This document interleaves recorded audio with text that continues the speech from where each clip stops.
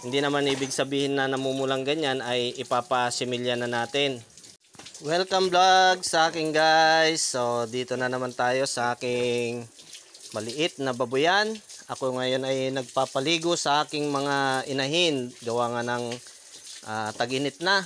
At sobrang init na dito sa lugar namin mga kabakyard. Ayan. So kailangan na paliguan itong ating mga mother pig para hindi sila masyadong ma-stress. Ayan.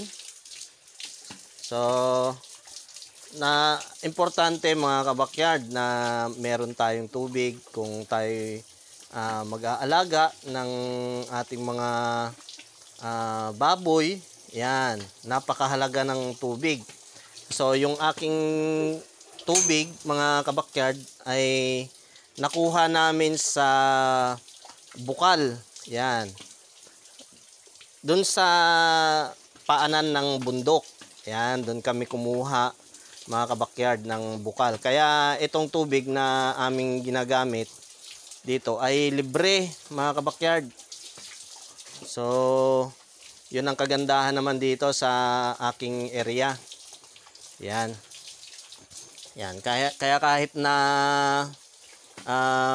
magsawa silang maligo, walang problema. Wala tayong binabayaran sa tubig. So yan. At ito naman si Milagring. So update ko na rin kayo sa aking mother pig na si Milagring. So iwinalay ko ang aking mga biik mga kabakyard. Yung anak nito, anak ni Milagring, ay nung hindi ako magkamali, nakalimutan ko pero 21 days nila, 21 days. So iwinalay ko sila 11. Ayan. So yon yung pagwalay ko sa kanila. 11 ng March. So from walay, update ko kayo dito sa aking inahin. Yan. After walay mga kabakyard, kung inyo matatandaan, kung napanood nyo ang aking video, sinabi ko dun na ipupurga ko ito after 3 days ng walay ang kanilang ang kanyang mga biik. And then pinakain ko ng hog starter. Yung pang fattening na feeds. So from walay mga kabakyard, ito na yung resulta. Yan, tingnan nyo yung ari niya. Hindi yata makita. So yung ari niya medyo namumula na. Ibig sabihin nag-start na siya na naglandi uli. So yan. Ayun yung sinasabi ko sa inyo mga kabakyard na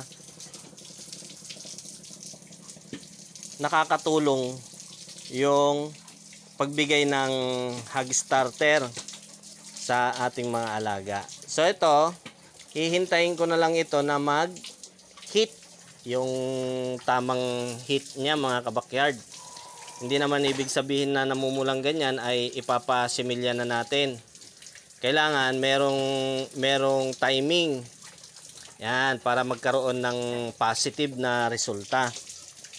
Hindi sayang yung ating panahon.